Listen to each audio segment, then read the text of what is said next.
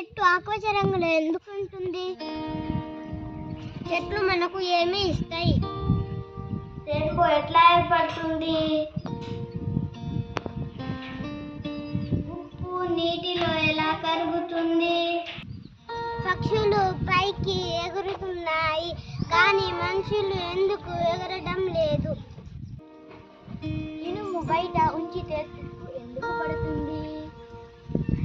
సూర్యుడు రోజు ఉదయం ఎక్కడి నుండి వస్తాడు? పగలు రాత్రి ఎలా ఏర్పడుతున్నాయి? చంద్రుని ఆకారం రోజు ఎందుకు మారుతుంది? ఆకాశం నీలం రంగులో వర్షం ఎలా పడుతుంది? గుండె ఏం పని చేస్తుంది?